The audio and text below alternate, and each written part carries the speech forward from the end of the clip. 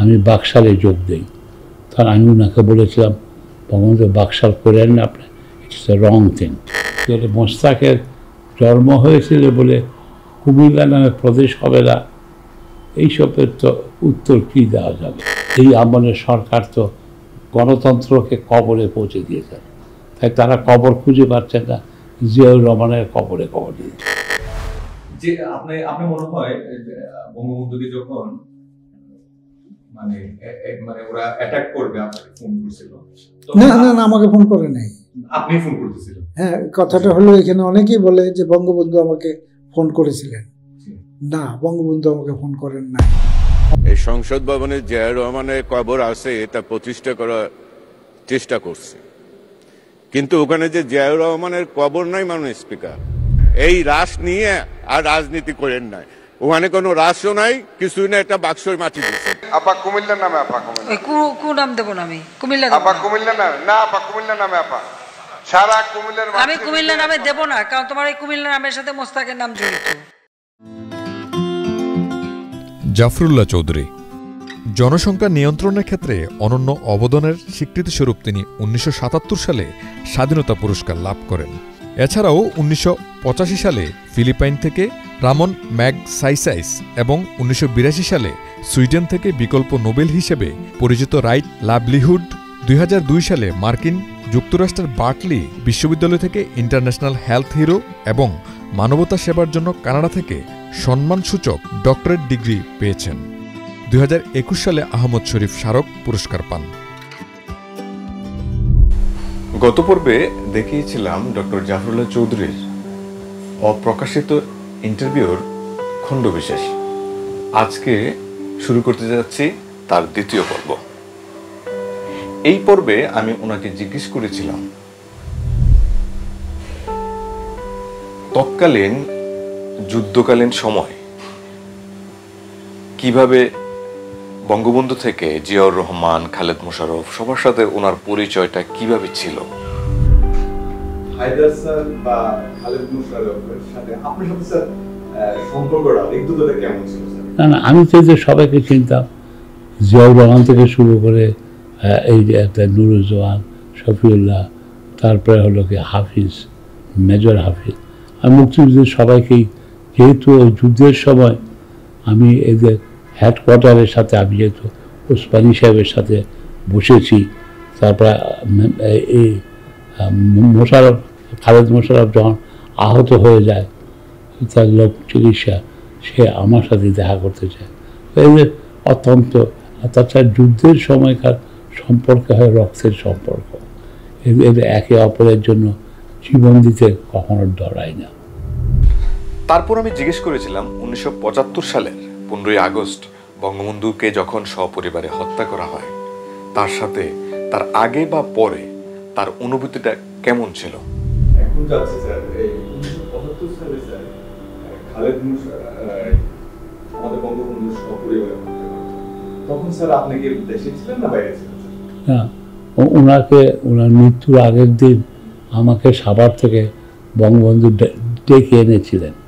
অবশ্য উনি চাচ্ছিলেন আমি বাকশালে যোগ দিই, তখন আমি ওনাকে বলেছিলাম বঙ্গবন্ধু বাকশাল করেন না আপনি, ইটস এ রং থিং। সেটা অন্য ইতিহাস। ওনার সাথে 13ই আগস্ট আমি প্রায় 4 ঘন্টা আমরা দুজনে আলাপ করেছি। আমি পরের দিন বিলাতে চলে যাই, তখন ওখানে বিলাতে যেয়ে শুনেছি ওনাকে হত্যা করা হয়েছে। তারপর আমি জিজ্ঞেস করেছিলাম তৎকালীন সেনাপ্রধান জেনারেল শফিউল্লাহকে নিয়ে। আমার একটা ইন্টারভিউতে জেনারেল শফিউল্লাহ বলেছিলেন 15ই আগস্ট ভোর রাত্রে বঙ্গবন্ধু উনাকে ফোন করেনি, উনি নাকি বঙ্গবন্ধুকে ফোন করেছিলেন। সেই প্রসঙ্গে ডক্টর জাফরুল্লাহ যা বলেছিলেন, যে আপনি মনে হয় বঙ্গবন্ধুকে যখন মানে ওরা অ্যাটাক করবে আপনাকে ফোন করেছিল? না না না, আমাকে ফোন করে নাই। আপনি ফোন করতেছিলেন? হ্যাঁ, কথাটা হলো এখানে অনেকেই বলে যে বঙ্গবন্ধু আমাকে ফোন করেছিলেন। না, বঙ্গবন্ধু আমাকে ফোন করেন না। ওনাকে, উনি বলতেছে বঙ্গবন্ধু ওনাকে ফোন করেন না, উনি বঙ্গবন্ধুকে ফোন করছেন। এই জিনিসটা কি স্যার একটু বলুন স্যার। হ্যাঁ, এই সম্পর্কে আমি বলতে পারবো না। এই এই বিতর্কে তো সাফায়েত জামিল তো তারও একটা বই আছে তারা, তবে এটা উনি ফোন করুক আর যাই করুক উনার তো দৌড়ে যাওয়া উচিত ছিল। পরে হলেও উনি কতক্ষণ পরে গেছেন উনি তো জানিই নেই। শফিউল্লাহ এখন তারা সব দায়িত্ব জিয়াউর রহমানের উপরে চাপাচ্ছে। তাই আমি এই জাতীয় বিতর্কে যেয়ে তো লাভ নেই। আমরা বঙ্গবন্ধুকে হারিয়েছি একটা, সেখানে আমাদের সম্পূর্ণ যেভাবে ঘটনা ঘটেছে, তারা যেহেতু আমি দেশে ছিলাম না, আমি আগে উনার আমরা 4 ঘন্টা আলাপ করেছি, উনি 2বার চা খাইয়েছেন আমাকে সেই চালিয়েটাতে। তাই বিলাতে পৌঁছে যখন এয়ারপোর্টে জার্নালিস্টরা আমাকে ধরেছিল, আমাকে জিজ্ঞাসা করে তুমি তো মারা গেছেন, হোয়াট ইজ ইউর রিয়াকশন। আমি একটা কথা বলেছি, পয়লা তো বিশ্বাসই করতে পারছিল না, মাত্র দেখা হলো ওনার কাছে বিদায় নিয়ে এসে আমি বলেছিলাম এই পেইদা উনি ওনার জীবন দিয়ে উনি আমাদের জাতির ঋণ পরিশোধ করেছেন। আমার চোখ দিয়ে ঝরঝর করে পানি নামছিল, আমি মর্মাহত হয়েছিলাম। প্রসঙ্গক্রমে চলে আসে 3রা নভেম্বর নিয়ে। তৎকালীন প্রেসিডেন্ট খন্দকার মোস্তাককে কিভাবে অপসারণ করা হয়েছিল বা ওই অপসারণ সম্পর্কে উনি কিছু জানেন কিনা। খালেদ মোশাররফ এটার প্রতিকার নেয়, এমনকি খন্দকার মোস্তাককে ওকে অপসারণ করে। ওই সম্বন্ধে সারা যদি এগুলি যারা বলবে খণ্ডিত ইতিহাস বলছে, এটা পরিষ্কার কথায় বলি, এইসব খণ্ডিত ইতিহাস আলাপ করে কোনো লাভ নেই। এরা প্রত্যেকে যার যার সুবিধা মতো এক একজনকে দোষারোপ করছে। এখানে কে কী জড়িত ছিল, কে ছিল না। এখনও যেমন কি আমরা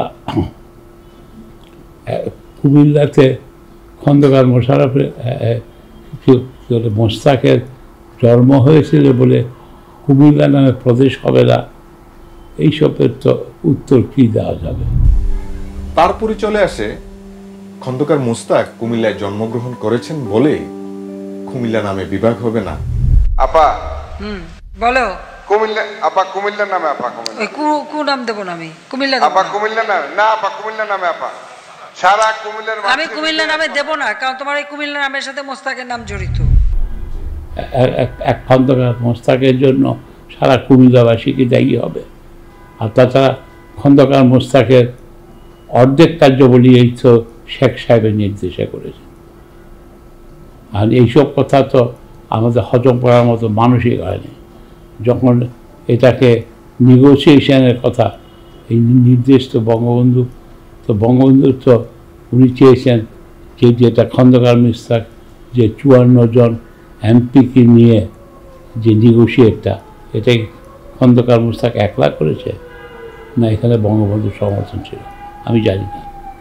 তো এই জন্য এইসব বিতর্কে না জড়িয়ে আমার মতে আমাদের করা উচিত বঙ্গবন্ধুর মহানুভবতা, বঙ্গবন্ধুর হৃদয় বাণী, তাকে আমরা হারিয়েছি, তার দুঃখের কাহিনী, যেভাবে জাতি হারিয়েছে, তার জন্য এখন হুইচ হান্টিং করার মানে হবে না। এখন আমাদের মাননীয় প্রধানমন্ত্রী বলছেন যে স্যার এই মেঘনা নামে কুমিল্লা হবে। কুমিল্লার জনগণ কুমিল্লাকে অনেক ভালোবাসে। কুমিল্লা আজকে না, সেটা আপনি যুদ্ধ করছেন স্যার, কুমিল্লার বাংলাদেশের প্রায় যুদ্ধ সংগঠিত কুমিল্লা সিলেট বর্ডার দিয়ে। অবশ্যই আমরা এত বড়টা আমাদের কুমিল্লাবাসীর যে এত বড় একটা আত্মত্যাগ, তো আজকে যে কুমিল্লাকে কুকু বলে যে আমাদেরকে একদম মানে কু ব্যাপারটা কি, মানে এটা উনি এটা ব্যাংলা করতে চায়, কু মানে কি? মোস্তাকের কু বলতেছে। ও আচ্ছা, ও সেটা না, এইসবকে আমি মনে করি উনাকে দুর্বুদ্ধি দিচ্ছে, উনাকে উনি যেমন, আমি একটা ঘটনা বলি, আমি পীরগঞ্জে গেছিলাম, এগুলো রংপুরের পীরগঞ্জে, তাদের বাড়িঘর পুড়িয়ে দিয়েছে, এই দিয়েছে, দুঃখের কাহিনী। সেখানে মেয়েরা তাদের বাড়িঘর, আমি তো এই বৃষ্টির মধ্যে অনেকক্ষণ ছিলাম, তারা বলছেন আমরা যদি একটু মাকে দেখতে পেতাম, মা যদি আসতেন। আজ মা তো বিসর্জন দিয়েছেন, আমি ভাবছি দুর্গার কথা বলছেন। না না, আমাদের প্রধান হাসিনা। আজকে মানুষের তাদেরকে কতটা ভক্তি করে, সে দুর্গার কথা বলছে না, সে হাসিনার কথা বলছে। ওনারা আছে কোনো ঐতিহাসিক যদি প্রশ্ন করে, ওনার শ্বশুর বাড়ি হতো সেখানে, উনি কি কেন জাননি? উনি তো হেলিকপ্টার নিয়ে যেতে পারতেন। তারপর চলে আসে জিয়াউর রহমান প্রসঙ্গে। যেহেতু জিয়াউর রহমানের সাথে ওনার সম্পর্কটা খুবই ভালো ছিল, আমি জিজ্ঞেস করেছিলাম যে তৎকালীন সরকার মানে শেখ হাসিনার সরকার বঙ্গবন্ধুর হত্যার পেছনে জিয়াউর রহমানের হাত ছিল বলে যেভাবে ঢালাওভাবে প্রচার করছিল, আসলে সেই বিষয়টা কি? এই সংসদ ভবনে জিয়াউর রহমানের কবর আছে এটা প্রতিষ্ঠা করার চেষ্টা করছে, কিন্তু ওখানে যে জিয়াউর রহমানের কবর নাই মাননীয় স্পিকার, এটা 40 বছর আগে এটা সিদ্ধান্ত হয়ে গেছে। এই রাস নিয়ে আর রাজনীতি করেন নাই, ওখানে কোনো রাসও নাই, কিছুই না, একটা বাক্সর মাটি দিচ্ছেন। এই যে বঙ্গবন্ধু হত্যার ব্যাপারে জিয়াউর রহমান কিছুই জানে না, কিন্তু বলতেছে উনি নাকি সব করেছেন। এই বিষয়কে আমি জড়াতে চাই না, আমি বিশ্বাসই করি না সেখানে। বরঞ্চ আমি বলবো অন্যদের যতটুকু ছিল, তখন দেশে একটা ক্ষোভ ছিল, খাদ্য অভাব ছিল, ক্ষোভ ছিল, বাচ্চা ছিল, নানা সব কারণে। অর্থাৎ জিয়াউর রহমানকে তো বঙ্গবন্ধুর প্রমোশন দিয়েছেন, বীরত্ব উপাধি দিয়েছেন, বিভিন্ন রকম এইটাতেই করেছেন। আজকে তারা তো এই আমলের সরকার তো গণতন্ত্রকে কবরে পৌঁছে দিয়েছেন, তাই তারা কবর খুঁজে পাচ্ছেন না, জিয়াউর রহমানের কবরে দিয়েছেন।